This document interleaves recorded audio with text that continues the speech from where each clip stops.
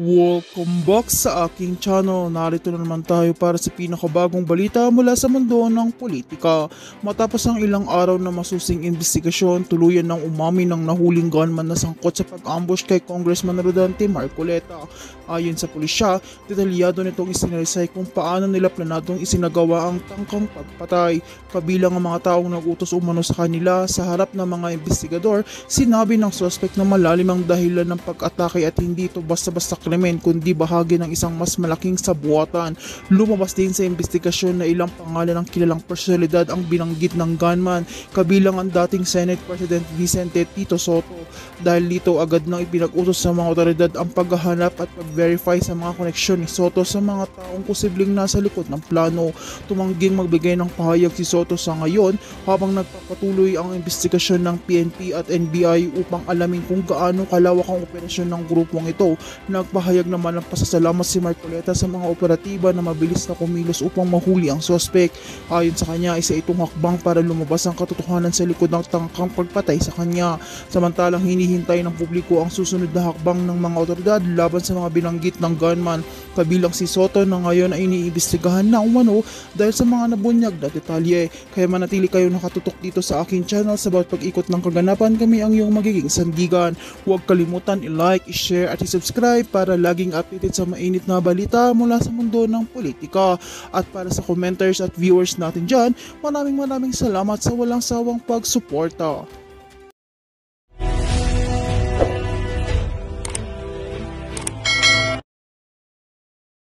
Vloggers who receive about 10 to 50,000 pesos allowance depende sa kanilang performance. Would you confirm that, Madam Speaker, Madam Sponsor? Madam Speaker, Your Honor, again, the agency denies that there is an existence of 10 vloggers who earn that much, Your Honor. Ito po kasing mga nakaraang araw, meron pong lumabas na news item na yun daw pong nanay ko di umano ay konektado sa mga diskayas. Isang report ng isang news channel. At tinignan po namin yung analytics. Talagang binuboost. Binuboost yung item na yun, yung news item na yun. Talagang funds were heavily poured. Wala ho tayong pakialam sa batas. Sometimes, you have to bend the law to be able to please the people. Mas mataas po ang taong bayan sa batas. Am I right, Secretary Remulla? Yes, sir. Mr. Chairman. Thank you, Mr. Chair. Yes, sir. Yes, sir. Yes, sir. All right. Reaction. TVPS nagbabalik. Reaction. Napakaganda po naman pag-uusapan natin ngayong mga kareaksyon. Mantagin po ninyo mga kareaksyon, habang si Bongbong Marcos ay hindi pa niya alam na kung ano nangyayari sa bansa, itong si BP Sara, kahit wala po siya sa Davao, ay rumiresponde po ang kanyang mga tauhan. Kaya dito mga kareaksyon, ang malaking katanungan po ng karamihan po sa ating mga kababayan ay talaga bang dapat nang patalsigin itong si Bongbong Marcos? At meron pa po mga kareaksyon na kumakalat na balita ay kumanta na po. Kumanta na po si Mayor Magalong. Naku mga kareaksyon, kumanta na si Mayor Magalong. At ito rin po ang mainit na bulong-bulungan dyan sa Senado. Yung pagpapalit po ng liderato ng Senado mga kareaksyon ay patuloy pong umuugong. Patuloy pong umuugong yan dahil nga mga kareaksyon, narinig po natin na sinampahan na po ng kaso ang mga bilyar. At meron po tayong impormasyon na nakakalap na kapapanganak lang ni Camille. Mga reaksyon, dito makikita po natin na talagang kapag bumaligtad po ang ilan sa mga mayorya ngayon, talagang matutuloy po ang magandang investigasyon at may babalik sa Blue Ribbon Committee itong si Senator Marcoleta.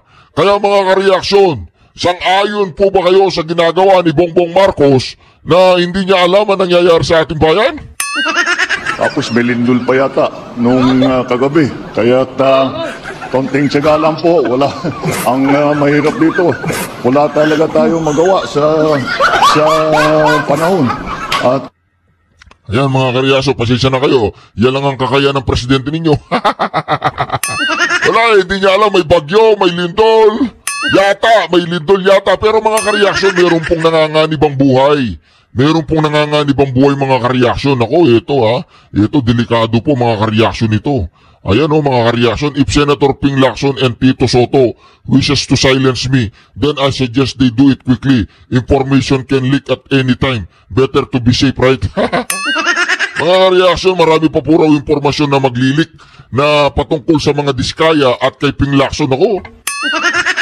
Sabi kasi ni Ping Lacson mga ka-reaction, wala siyang kinalaman sa mga diskaya. Oo, wala raw po siyang kinalaman sa mga diskaya. Kaya dito mga ka-reaction, tingnan po natin sabi po kasi niya, talagang wala siyang kinalaman. Teka lang po. Dede lang. Kasi sabi niya na mayagpag yung mga diskaya, 2016 to 2022. Sir, senador po kayo nang hindi niyo po natunagan that time? Hindi namin kilala si diskaya nun. Ngayon nga lang nagsulputan Hindi raw nila kilala. Ngayon lang nagsulputan. Ang lupit po mga ka-reaction. Ito ayan mga ka-reaction Ngayon lang daw nagsulputan Nako, to all those messaging I am aware of Ping Lacson's involvement in the Pepsi Paloma case. Nako, ano ba yan? Ba't napunta na naman kay Pepsi Paloma? Nasaan ang Pepsi ko? To all those messaging I am aware of Ping Lacson's involvement in the Pepsi Paloma case, that is not an old man with nothing to lose. It will be pointless to investigate him. His family on the other hand. Pepsi Paloma, Ping Lacson, ano kinalaman niya doon, di ba? I found something interesting information about his children. Meow. Anak ko, mga ka-reaction. Marami pa raw. Alam po ba ninyo si Congressman Meow? Hindi ko alam kung sino ang inspirasyon nito binanatan niya si Tambaluslos. Talo si Tambaluslos. Sinunod niya si Saldico, hindi na umuwi si Saldico. Babanatan niya si Bongbong Marcos, malapit na bumagsak. Itong si Pampilo Lacson, tsaka si Tito Soto, bumagsak na si Tambaluslos. Sa bagay, nasa kanila na yung pera, Ayan mga ka-reaction, Claire Castro, proposed budget 2.7 billion. Marcos 2026 budget plan has no hope. Nako, Claire Castro, 2.7 billion sa PCO. Nako, pag-uusapan din natin yan mga ka-reaction. Si BP Sara meron lang 900 million ang Vice President. Tapos itong PCO, meron siya 2.7 billion. Di ba PCO nag-interview lang yan, PR lang yan ng Presidente. 2.7 billion sa PCO. Naku naman, grabe naman yan mga ka-reaction. Grabe yan. Grabe po yan. Senator Ping Lacson will go down in history as one of the worst senator in our country. Is no difference from the Discayas. Tuloy-tuloy po ang pagbanat, my intelligence network has informed me that a certain senator is plotting to end my life. Naku po mga ka-reaction, ingat ka, Sir Kiko Barsaga, dako naman tayo kay Senator Jason why not, di ba? Senator Jason ito mga ka-reaction, ako mga ka-reaction, mamumura po dito si Rapi Tulfo, mamumura siya, babasahin po natin kamuntik akong mapasigaw ng putang ina mo, Rapi. Malutong po yun, naka-capital letter pa yun. Basahin po ninyo. Sabi po ni Manong Jason kamuntik akong mapasigaw ng putang ina mo, Rapi. Kahapon habang pinapanood ko yung paliwanag ni Rapi Tulfo sa Senate Blue Ribbon urging ICC to place former President Rodrigo Roa Duterte under the house arrest for humanitarian consideration. Wika ni Rapi Tulfo, boboto sana siya ng yes kung mapapatunayan na tunay na may sakit nga ang Pilipino at dating Pangulo na detainee sa ICC detention facilities at The Hague, the Netherlands. In other words, hindi kumbinsido si Rapi Tulfo na may karamdaman si President Duterte. Gago talaga yun. Siraulo ka ba, Rapi? Hindi mo na nga mabilang ang gamot na iniinom mo. Wala ka bang hiya kay Bongo na bumibili ng gamot niya? Tarantado ka ba talaga, Rapi? Talagang sinagad-sagad na ng mga Tulfo mga ka-reaction ang katarantaduan at kawalang iyahan. Yung anak niya, naglaklak doon sa Las Vegas. Milyong-milyon, 2.6 million pesos. 2 gabi. Tapos itong kanyang kapatid na si Eric Sylvester, bendalo, okay lang. Ito naman si Rapi. Ayan, sira nga Una, si Mr. Duterte ay nasa advanced age na 80 years old. Presidente pa lang siya ng bansa noong 2016 hanggang 2022 ay may hinihinda na siyang dalawang karamdaman. Siya ay hirap ng lumakad at nakatungkod na lamang. 2 beses na siyang nawalan ng ulirat sa loob ng bilangguan ayon mismo sa mga personal ng ICC Detention Center. Gago ka ba, Rapi? Gago nga si Rapi, putang ina ka, Rapi, gago ka. Gago ka ba, Rapi? Parang hindi mo maiintindihan yan. Gagawa ka man lang din ng palusot, ginawa mo pang bobo ang sarili mo.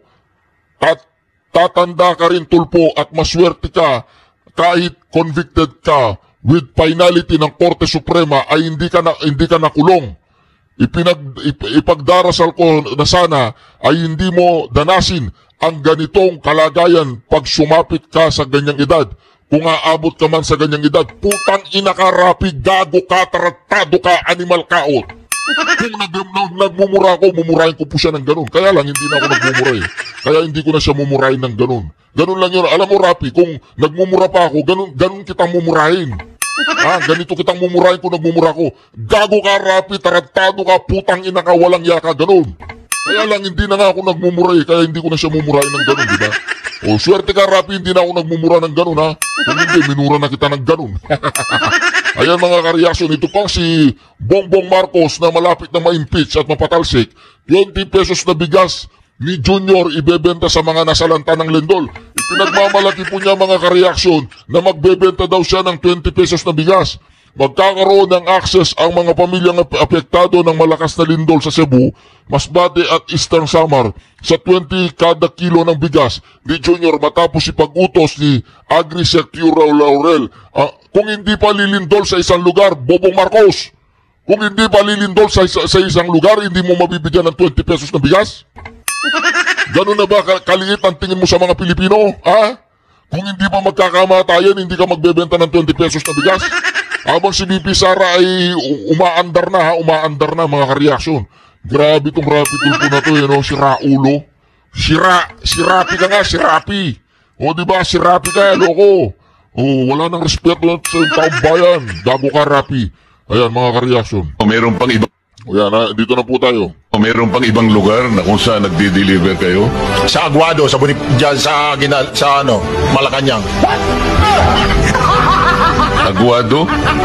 Excuse me, Santo Matulog. Sumabat si Pampilo Lacson, mga reaksyon. Ayan, Sino Michael yan? Yung dating... Sumabat nung nabanggit yung Aguado sa Malacanang, sumabat si Pampi. Diba, dahil tatamaan na yung mga amo niya. Ang amo niya ay si Bangag at saka si Tambaluslos. Sila yung mga amo nila. It's attached agencies for communications related. 1.4 billion kay BP Sara 900 million lang. PCO na 1.4 billion. Anong ginagawa nila dyan? Di ba nagkukuta-kuta lang yung mga yan? Pambayad sa mga trolls. Alam ko na. Pambayad sa mga trolls yan. Alam ko na. Ayusin yung mga trolls nyo. Wala silang kwenta. Dito, yung mga DDS, wala nang bayad. Wala. Mga mga panis. Activities. To be more detailed, 553.7 million pesos will go to PCO proper and 807.9 million pesos for RTVM. And the rest are scattered among your other offices.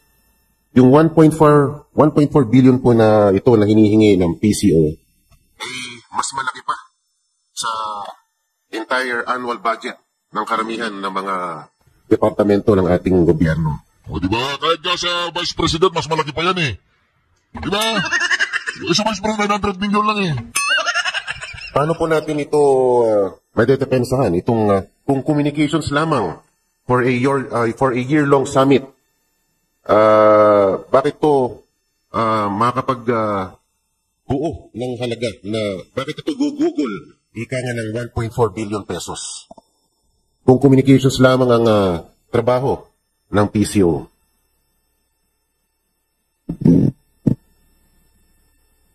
Madam Speaker, Your Honor, nakalagay po sa nakalodge po sa Office of the President yung pangkabuoang budget for the ASEAN. So ang PCO po, dahil this is national pride in a way, we can't be put in a bad light. Andito po yung sa ASEAN po, there will be a lot of projecting our country externally on why we deserve to be nominated and elected also sa UN Security Council. So, hindi rin naman po tayo po pwedeng masyadong salat ang ating presentation. And also, the advertising rates po ngayon, we can provide the advertising rates for TV, for the billboards, for the radios. Lahat naman po yan naka-detail dahil mahabaan po yung ating, hindi lang po yung on the specific date, but before, during, and after. Marami po yan mga pagkagastusan po sa mga advertising and consulting services po. Ngunit yung pong ASEAN ay nakalatag na rin sa budget ng Office of the President. Meron na rin budget counterpart ang DOT, ang DFA. Itong binabanggit kong 1.4 billion is for PCO alone. Hindi ko alam, hindi ko po maintindihan kung paano nyo po susunugin itong ganitong halaga. Kung communications lamang ang ambag ng PCO para ika nga maipromote itong ASEAN Summit na ito. Marami rin po, Madam Speaker, Your Honor. Marami din po, hindi lang po purely advertising expenses. Naka-itemize naman po, may training expenses, may consultancy expenses, communication expenses po, representation expenses, and also we need to produce in-house marketing content materials to showcase in certain international roadshows po. And marami pong materials na kakailanganin po during all this time, Your Honor. Thank you, Madam Speaker, Madam Sponsor. Nabanggit niyo po kanina, kailangan we should be able to project nicely before the international audience. Kaya lang po, we are being hounded by the biggest news that's been proliferating for the past few months. Ito nga pong issue ng corruption dito sa ating flood control projects. Na kung saan pati yata yung mga creditors natin, pati yung mga nagpapautang sa atin ay umurong na. Parang isang bangko sa Korea ay huminto na sa atin. Hindi na yata tayo papautangin dahil sa rampant corruption. Itong imahe ng ating gobyerno na hindi maganda, kumbaga. Ano ang naging role ng PCO para pabanguhin ang imahe ng gobyerno natin insofar as we are operating under a backdrop of a flood control scam to the tune of 545 billion hanggang 1 trillion pesos. Madam Speaker, Your Honor, siguro naman po mas lalong mahirap kapag dumating ang sa isang taon na wala man lang tayong konting presentasyon, at least in the cultural side. Kaya doon po ay talagang magko-concentrate po tayo sa ating mga national achievements in terms of culture and yung ating mga sa iba-ibang mga products po sa iba-ibang mga regions. Siyempre po, kailangan din natin ipresenta ang sariling bansa natin in the best light without highlighting what we are now experiencing po. So, mas lalong mahirap naman po kapag hindi rin naman tayo kahit papano maghahanda in terms of at least public relations. Dahil meron naman po tayo talagang ina-aspire na project, international milestone po na seat para sa United Nations Security Council. Hindi po ba dapat ang mag-spearhead nitong ASEAN Summit na ito ay ang BFA? Yung sinasabi niyong pagpapaganda ng pagpapalawig ng PR yung public relations, hindi po dapat silang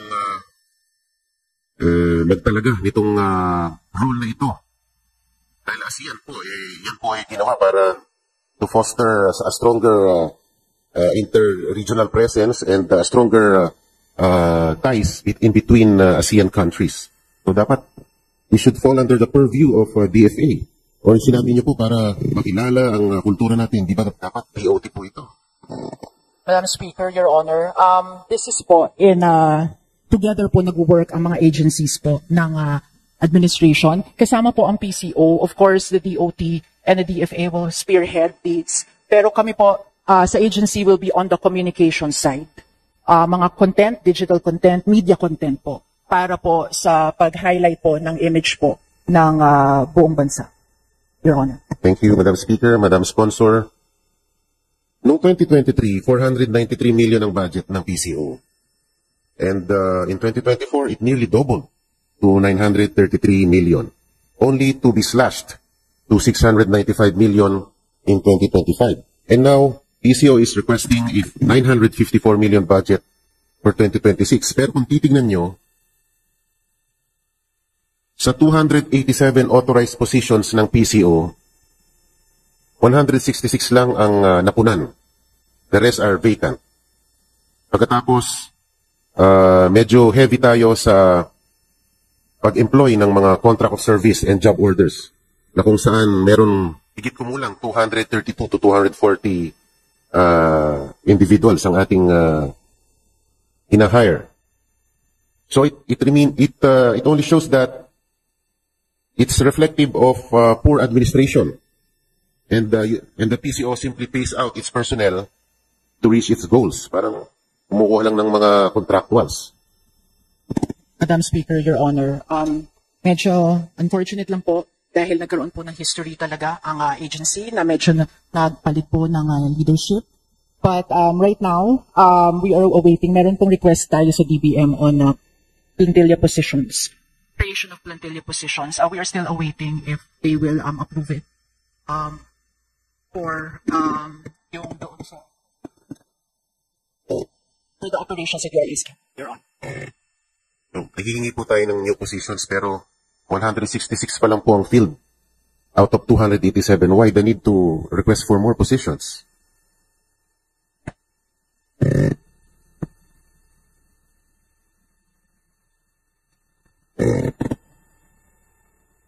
Motion to suspend, Deputy Speaker. Motion to suspend. Session suspended. Hindi po sila makasagot mga reaction. Or talagang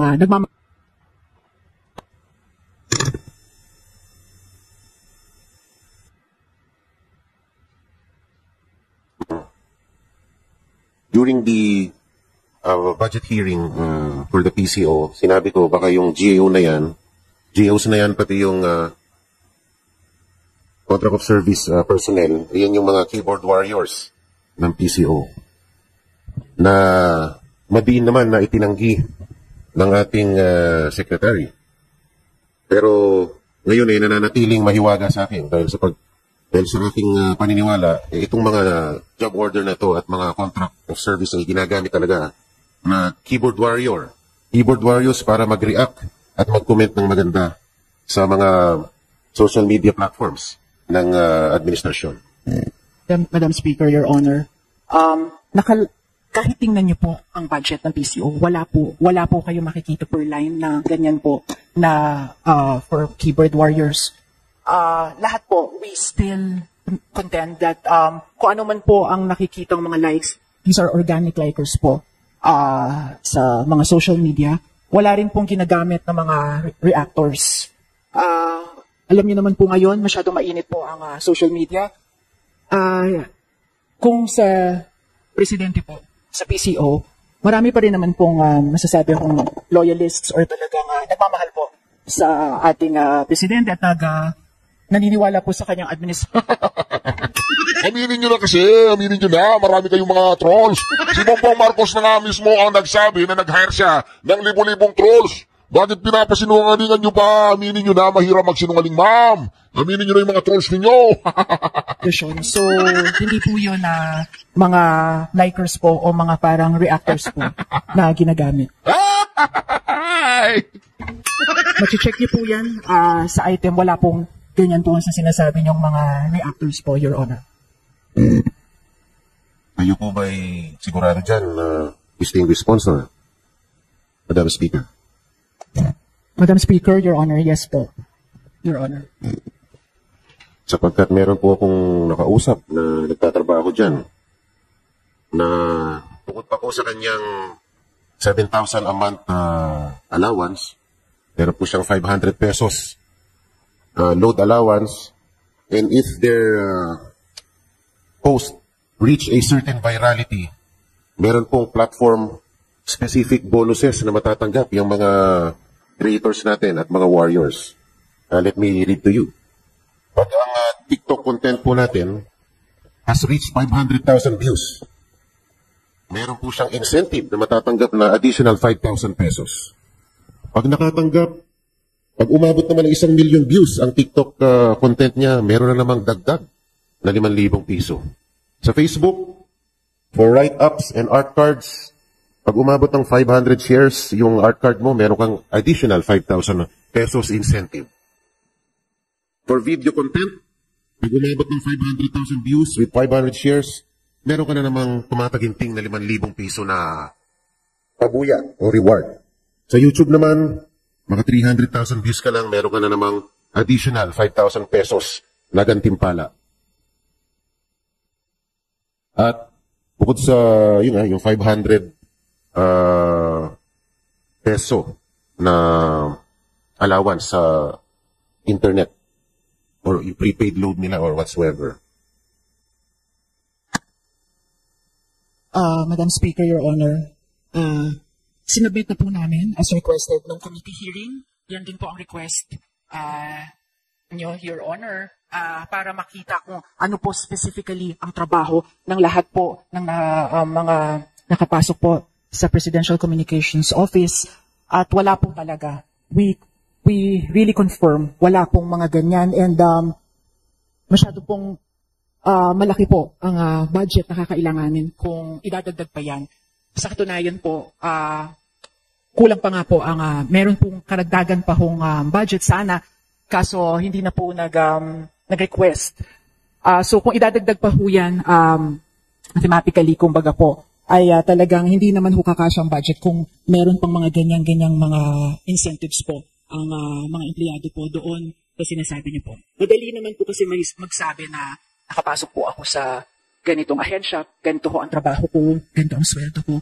Pero sinabit na ho namin kasi as your request, Your Honor, yung lahat po ng kontrata and job descriptions of all the people na nakapasok po sa PCO po. Yung pong 200, thank you, Madam Speaker, distinguished sponsor, yung pong 242 na contract of service at JOs na yan, lahat po yan are housed inside the PCO building? Madam Speaker, Your Honor, yes, Your Honor. Gaano po kalaki yung building ng PCO? Nakapunta na po ako doon, Your Honor. Hindi naman po mga 4-story, hindi naman po mga 5-story, but actually, kaya po nila. They are comfortably there. Hindi po siya gaanong kalawag, pero hindi naman po siya ganon kalaki. It can house. It can house 242. Yes, Your Honor. Sa tingin ko naman po, hindi magkakaproblema ang PCO in terms of budgeting.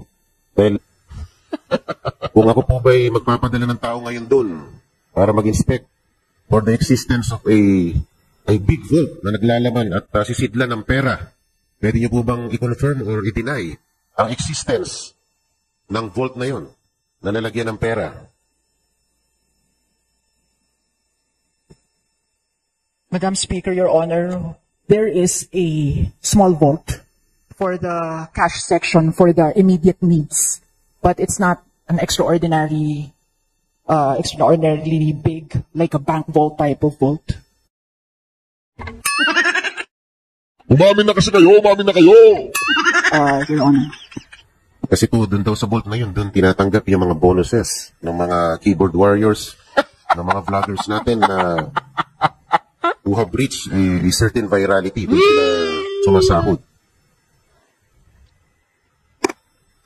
Madam Speaker, Your Honor, the vault is for the finance section, and it's again, it's not an extraordinarily big vault. It's probably in the hip area ko lang po. Yung malaki. The usual ones that you can buy in the... Hindi, hip area, malaki po yan, mga karyasyo. Malaki yun, ha? Hip area, malaki yun. Marami may ilalagay doon. This hardware or... Sigurado, baka po, Madam Sponsor, yung nakita nyo lang, nasa first to third floor. Pag umakit kayo ng fourth floor, mas malaki yata yung vault dun. Madam Speaker, Your Honor, they deny the existence of such big vault. Yung ano lang po talaga, Your Honor, yung para sa immediate needs cash vault lang po na for the finance section. Opo. Thank you, Madam Speaker, Madam Sponsor. Kaya on that news item, at ito naman po ay pinick up ng mga vlogger para po ipakalat ang maling istorya na yun. Kaya po, naniniwala po ako na napakalaking pera ang ibinubuhos dito sa departamentong ito para kalabanin